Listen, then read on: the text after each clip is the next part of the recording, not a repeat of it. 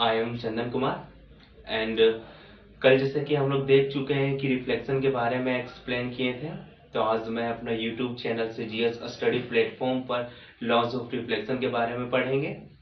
और मैं चाहता हूं कि जितने भी व्यूअर्स, जितने भी स्टूडेंट्स मेरे इस वीडियो को देख रहे हैं, वो एक लाइक, एक शेयर जरूरी बनता है।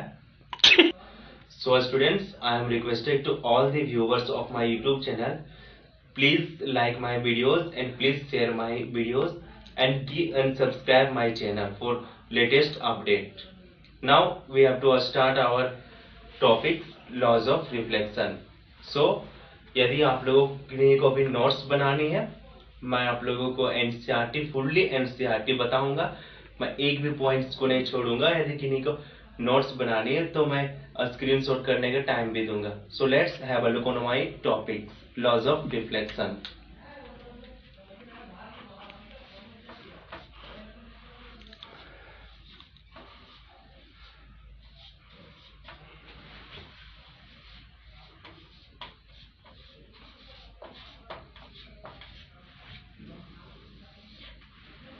जैसे कि हम लोग कल देख चुके हैं कि रिफ्लेक्शन क्या होता है। At first I want to recall my topics, yesterday topic. What is the reflection? The bouncing back of light is called reflection. मतलब कि जो लाइट किसी भी मेटल सरफेस से, किसी भी सरफेस से बाउंस बैक करके वापस जाती है, उसे हम लोग रिफ्लेक्शन कहते हैं। यहाँ पर रिफ्लेक्शन का कुछ लॉज होते हैं, जैसे कि आप लोग जानते हैं कि हर चीज का कुछ ना कुछ लॉज होती है। तो रिफ्लेक्शन का जनरली दो लॉज होती है। पहला लॉज होती है कि normal line, reflected ray and incident ray, all three ray lies on the same plane. So at first I want to write this on this whiteboard. Let's have a look on this board.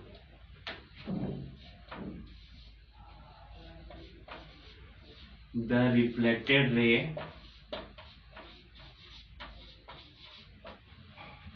the incident ray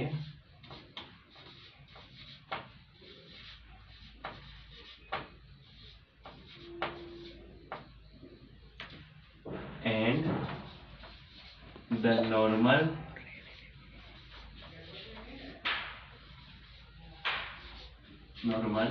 lies on the same plane.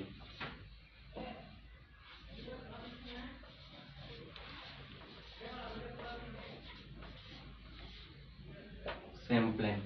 आइए देखते हैं कि ये कैसे होती है। तो first law है the reflected ray, the incident ray and the normal lies on the same plane. देखिए, सपोज कीजिए कि ये हमारा किसी भी ऑब्जेक्ट का सरफेस है, किसी भी ऑब्जेक्ट का ये सरफेस है। सपोज दैट कि यहाँ पे हमारा सन है, सन, ये यहाँ से हमारे इंसिडेंट रे आती है, ये मैं कल भी बता चुका हूँ। यहाँ पे इंसिडेंट आके इस किसी भी ऑब्जेक्ट का सरफेस पे इंसिडेंट करती है। उसके बाद यहाँ से रिफ्लेक्ट होने के बाद रिफ्लेक्टेड रे निकलती है। ये हो गई आपकी reflected ray.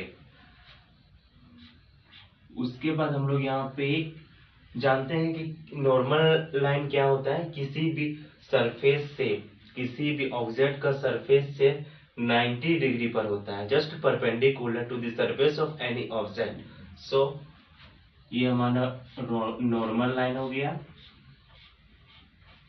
This is called normal line. इसे हम एन से डिनोट करते हैं, इसे आई से डिनोट करते हैं और इसे आर से डिनोट करते हैं।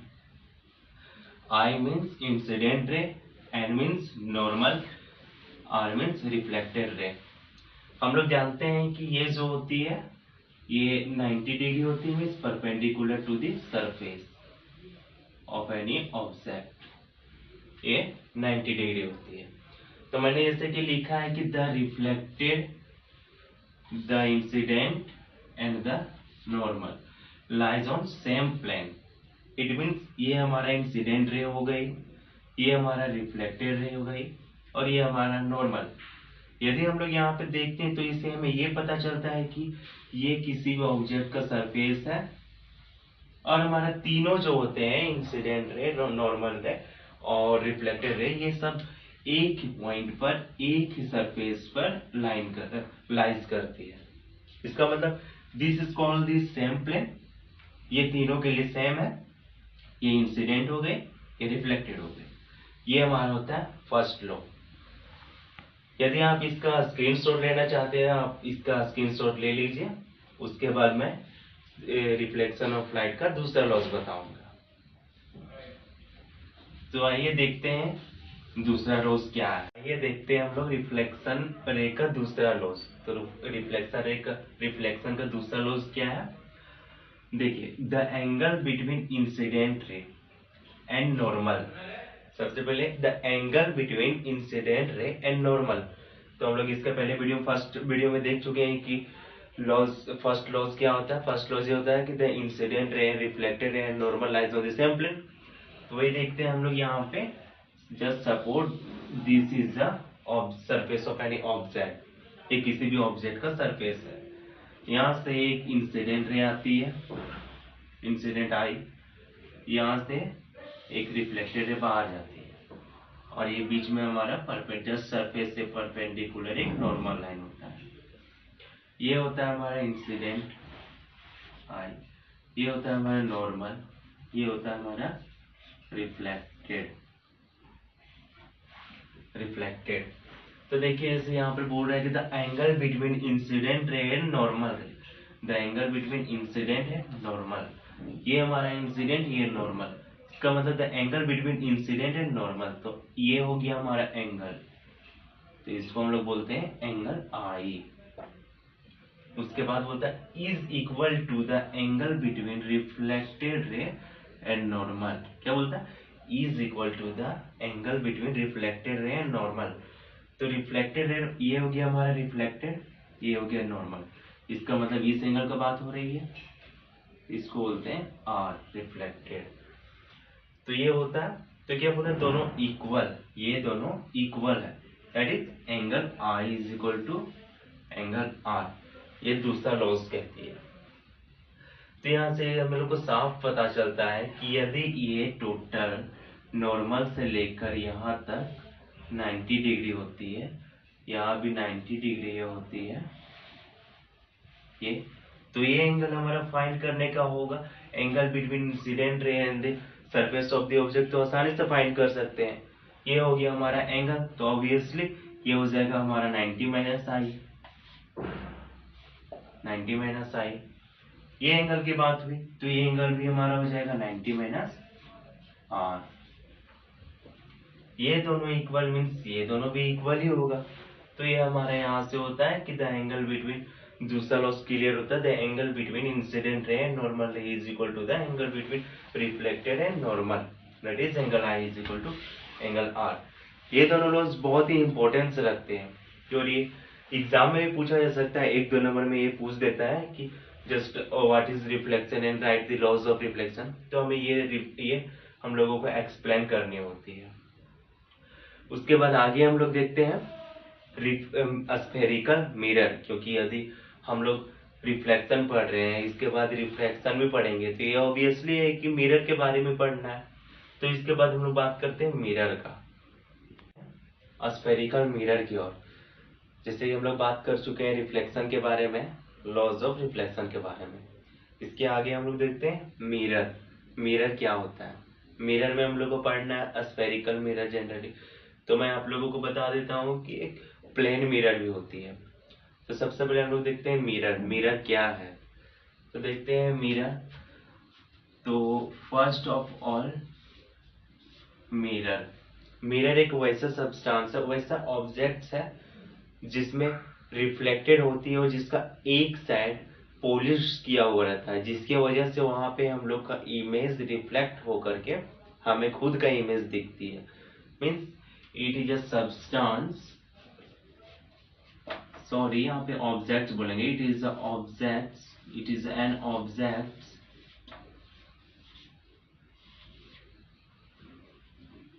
it is a reflecting object, it is a reflecting object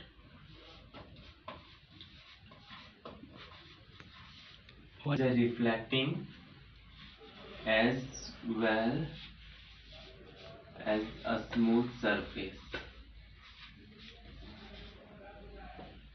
smooth objects in which one side is polished.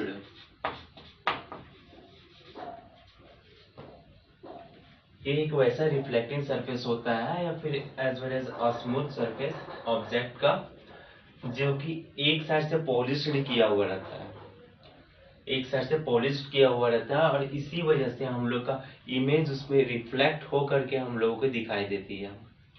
जैसे हम देखते हैं मिरर, तो ये हमारा मिरर हो गया, जस्ट सिंपल डेफिनेशन, और ये शायद प्लेन मिरर पढ़नी भी नहीं है, सिंपल डेफिनेशन है। उसके बाद हम लोग देखते हैं मिरर, तो मिरर दो टाइप का होता है। पहला मिरर होता है plane mirror, plane mirror, plane mirror हम लोग प्लेन मिरर में देखते हैं ये बिल्कुल प्लेन होती है। वैसा mirror, the mirror which have plane surface is called plane mirror. द mirror which have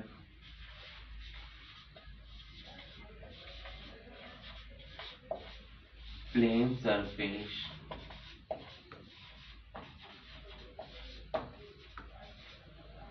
the mirror which have plane surface, ये हो गया हमारा plane mirror. Just it is a small definition for remembering only. ये हो गया हमारा plane mirror. तो प्लेन मिरर हम लोग देखते हैं कि प्लेन मिरर कैसी होती है। तो जस्ट सपोर्ट ये हो गई हमारी कोई भी रिफ्लेक्टेड सरफेस या फिर कोई भी स्मूथ सरफेस जहां से हमारा रेज रिफ्लेक्ट होगा। तो जैसे कि मैंने यहाँ बताया हुआ है कि एक साइड पॉलिश्ड होनी चाहिए, यहाँ पे हम लोग एक साइड पॉलिश कर देते हैं, ये हो गई। ये बिल्कुल प्लेन सरफेस है, इसी वजह से ये प्लेन मिरर होगी। यहाँ से एक रेज आती है, ये हो गई इंसिडेंट, ये हो गई रिफ्लेक्टेड। सपोज कीजिए यहाँ पर कोई ऑब्जर्वर है, ये बच्चा हो गया, ये हमारा ऑब्जर्वर है। यहाँ पर जस्ट सपोर्ट ये सन है, यहाँ से जस्ट ये रिफ्लेक्ट होकर ऑब्जर्वर के पास आएगी। तो हम जैसे जनरली देखते हैं कि बाहर सरफेस में भी अगर हम लोग आईना लेके ऐसा चले जाते हैं और लाइट वहां से आ रही है, जैसे कि अभी भी यहाँ से आ रही है, तो ये रिफ्लेक्ट होती है। तो हम लोग यहाँ पे ऐसा करके देखते हैं तो हम लोगों को सन दिखाई देती है, जो सन ऊपर में वही चीज हमें यहाँ दिखाई देती है, ये करके देखते हैं हम लोग। तो वो होता है प्लेन मिरर, उसी को बोलते हैं रिफ्लेक्टेड हो रहा है, वही इसी वजह से हमें वो सन दिखाई देती है। तो प्लेन मिरर वैसे आप लोग का सिलेबस में कोई खास है नहीं, तो मैं अब स्फेरिकल मिरर के बारे में बात करता हूँ। Just take a screenshot of this and I am going to erase it. तो हम लोग अभी बात किए हुए थे प्लेन मिरर के बारे में, तो अब हम लोग देखते हैं स्फेरिकल मिरर क्या है। तो स्फेरिकल मिरर जानते हैं कि स्फेरिकल मिरर क्या है। तो जैसे कि अभी मिरर के बारे में बता चुके थे कि मिरर का वो एक साइड पॉलिश्ड होता है और प्लेन मिरर एकदम प्लेन होता है। तो जस्ट उसी तरह स्फेरिकल मिरर देखते हैं। तो स्फेरिकल मिरर क्या होता है, तो हम लोग समझते हैं स्फेरिकल मिरर। तो स्फेरिकल यहाँ पे हम लोगों को नाम से ही पता चल रहा है स्फेयर। स्फेयर मतलब कि ऑब्वियसली कि यहाँ पर स्फेयर का यूज हुआ ही होगा। जैसे हम लोग प्लेन बात किए, तो प्लेन मतलब जानते हैं पूरा प्लेन होता है, तो स्फेरिकल में बोल रहे हैं तो इसका मतलब स्फेयर आ रहा है यहाँ पे वर्ड, तो स्फेयर का यूज हुआ ही होगा। तो स्फेयर हम लोग जानते हैं क्या होता है, ये तो मैथ में हम लोग पढ़ चुके हैं कि स्फेयर क्या होता है। जो जस्ट हम लोग इसका सिंपल से डेफिनेशन लिख देता हूँ कि स्फेरिकल मिरर क्या होता है। हम लोग देखते हैं spherical mirror, just definition, the mirror which is curved outwards or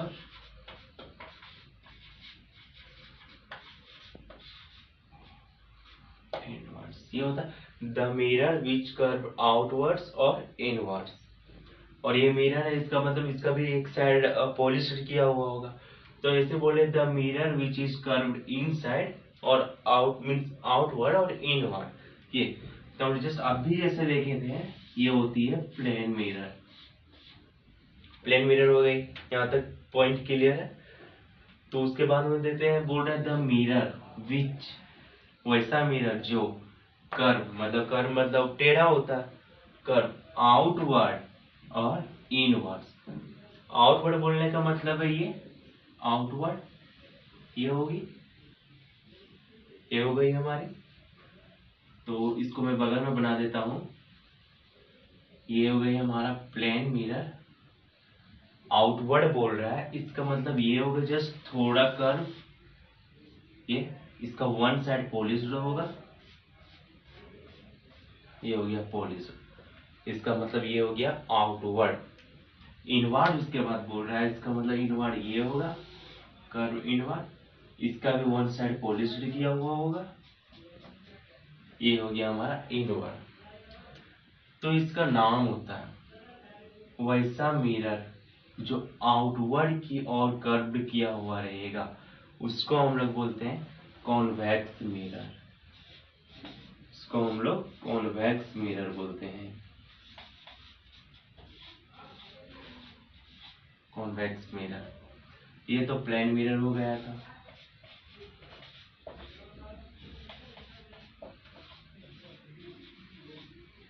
ये जो इनवर्ड की ओर कर्व किया होता है उसको बोलते हैं कॉनकेव मिरर।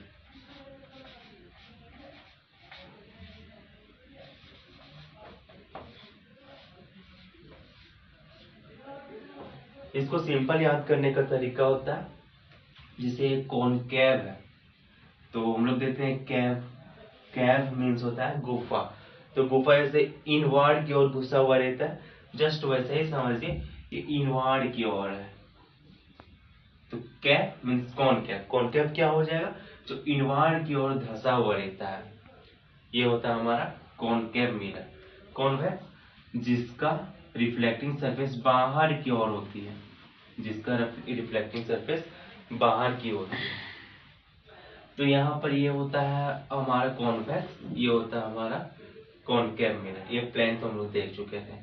इसके बाद आता है, देखिए यहाँ पर स्फेरिकल, अभी जैसे हम बताए थे कि स्फेयर यहाँ पे उभरा आ रहा है, इसका मतलब ये ऑब्वियसली है कि हमारे यहाँ स्फेयर जरूरी यूज हुआ होगा। तो स्फेयर यूज होने का मतलब है, सपोज कीजिए अगर इसको हम यहाँ से प्लेन मिरर को हटा देते हैं, प्लेन मिरर को हटा देते हैं, अगर हम इसको ये हाफ कर्व हो गया है, तो इसको अगर हम फुल करते हैं, फुल बनाते हैं, तो ये कहीं ना कहीं ऐसा ही बनेगा। ये भी ऐसा ही बनेगा। ये यहाँ हो जाएगा पॉइंट बीच में, ये तो पॉइंट होना ही है। ये तो ये हमारा बन जाता है, एक स्फेयर बन जाता है, ये भी स्फेयर बन जाता है, ये होता है। और ये जो पॉइंट होता है, ये किसी भी मिरर के लिए हम लोग इसको बोलते हैं सेंटर ऑफ कर्वेचर। क्या बोलते हैं इस पॉइंट को, this point is called centre of curvature.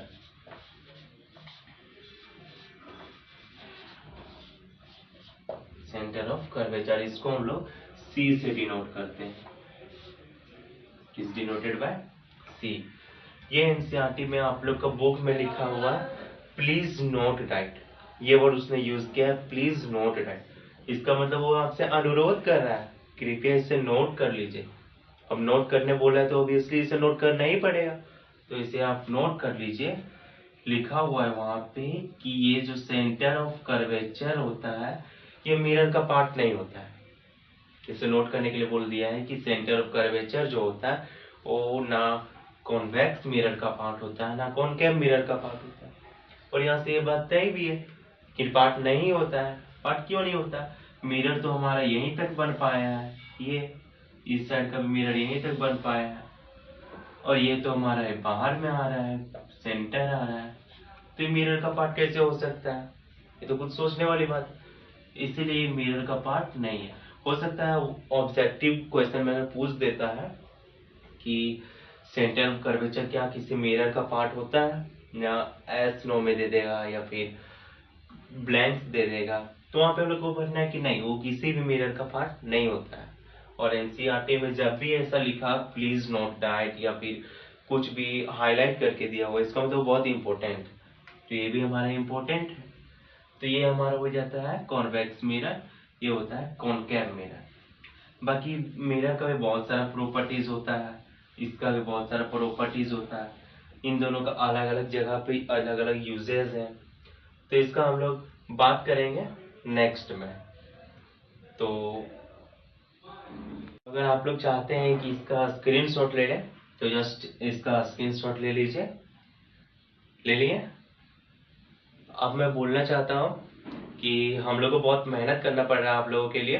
Just हम लोग ये चीज ठाने हैं कि शायद इस लॉकडाउन में आप लोगों का भी कोर्स कंप्लीट नहीं हुआ होगा, तो हम लोग चाहते हैं कि इस यूट्यूब चैनल पर CGS स्टडी प्लेटफॉर्म, इस पर हम लोग हर डेली हर दिन हम लोग अलग अलग लेक्चर लेके आएंगे। हो सकता है कभी केमिस्ट्री का आएगा, हर दिन एक केमिस्ट्री फिजिक्स जरूर हो अपलोड होगा। हो सकता है किसी दिन बायोलॉजी का भी हम अपलोड करेंगे। और ये आपका वही रेडियो सिलेबस है जो कि CBSE आप लोगों को न्यू सिलेबस दी हुई है, बस हम लोग रेडियो सिलेबस को बताएंगे। हो सकता है अभी तक कुछ बच्चे ऐसे सोचे होंगे कि हम तो अभी तक कुछ नहीं पढ़ा, अब मैं एग्जाम में क्या करूंगा, तो don't worry about this, we are focusing on you only. So हम लोग मेहनत कर रहे हैं, तो आप लोगों के बनती है कि आप लोग हम लोगों की भी थोड़ी हेल्प करें, हमारे चैनल को सब्सक्राइब करें, हमें लाइक करें, हमें और शेयर करें, और अपने दोस्तों को भी बताएं। शायद इस लॉकडाउन में अभी भी स्कूल ओपन नहीं हुई होगी, तो हम लोग यहाँ पर पूरा सिलेबस कंप्लीट कर देंगे। और आज तक हम लोग यहीं पर देखते हैं बस स्फेरिकल मिरर। कल हम लोग स्टार्ट करेंगे कॉन्वेक्स मिरर, कॉनकेव मिरर, उसके बाद हम लोग इमेज फॉर्मिंग देखेंगे, कुछ न्यूमेरिकल्स भी बनाएंगे। इसी तरह करते हुए हम लोग इस चैप्टर को लगभग एक सप्ताह में कंप्लीट कर देंगे। So thank you and I am requesting you all just read it, revise it and just study the your NCERT book. NCERT में जो भी है आप लोग उसको पढ़िए। अगर वहाँ पर कोई भी पॉइंट में प्रॉब्लम हो रही है, फिर कोई भी पॉइंट छूट रही है, तो जस्ट कमेंट करके हमें जरूर बताइएगा। Thank you.